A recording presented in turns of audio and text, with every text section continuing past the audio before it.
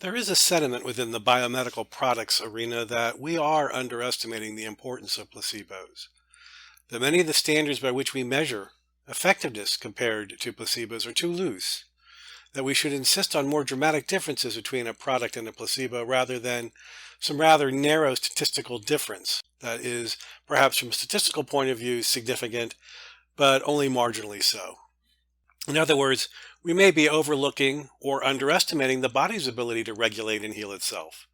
If so many products are only marginally better than the body, then perhaps we should take a new look at the body. In fact, in recent years, we are seeing more research into the effectiveness of placebos, as if there's not something separate and apart from us, from our own biological systems. Quick and casual search of the internet, which I invite you to do, will uncover a growing body of evidence that placebos should, and in fact are being taken more seriously. But to the extent we look to the power of placebos, how should we then view pharmaceuticals and biologics? And as we rely more and more on big data and make decisions based perhaps more on correlations rather than causation, how should we then approach placebos? Because this is kind of sounding confusing, and I kind of did this on purpose because it is a little confusing. I'll be discussing big data later in the course, but for now, let me give you a simple explanation, a simple-minded explanation about the difference between correlation versus causation. Correlation simply suggests that when one thing happens, another is likely to happen as well. It does not mean that one thing caused the other.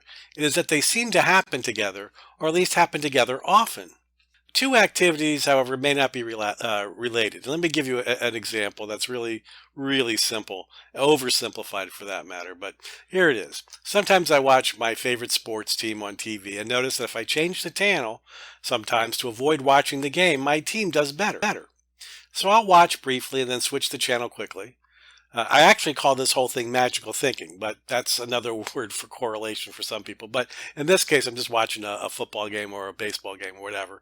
But sometimes I could swear that when I stop watching my team, it will do better, especially when I tune in and see that my team committed some blunder or an interception, whatever. And I think that I should not have turned to look back at the channel to see that team.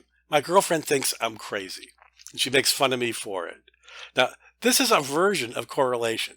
When I tune into the game, my team does poorly. When I ignore the game, my team does better. There's clearly no rational way to explain that I caused my team's poor performance simply because I tuned in to the channel where the game was playing. And forget the observation effect that we all hear about. What we're talking here, I'm watching TV, and I'm saying, "Oh my God, I need to turn it because my team's doing poorly." And I should ignore the team and hope that it does better, because when I don't look at it, it plays better. There's really no rational way to explain that I caused my team's poor performance. And frankly, I can't draw that conclusion based on such a small sample anyway. With big data, however, we can detect patterns from an immensely larger data set. And some suggest that the word sample shouldn't even apply in the world of big data, because we can just suck up all the data around something and then go look for patterns. But that's because there's a pattern does not mean that it is causing whatever is going on. It could be correlation and it could be causation. We're not sure whether it just happens together incidentally, or there's something like one thing causes the other.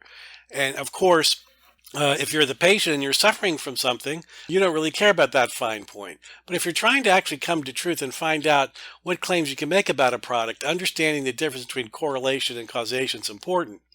But it also plays a larger role, as I say, in the larger scheme of things. We have products, we have biologics, we have pharmaceuticals, and we have placebos. And placebos are now are increasingly being taken seriously as a therapeutic approach.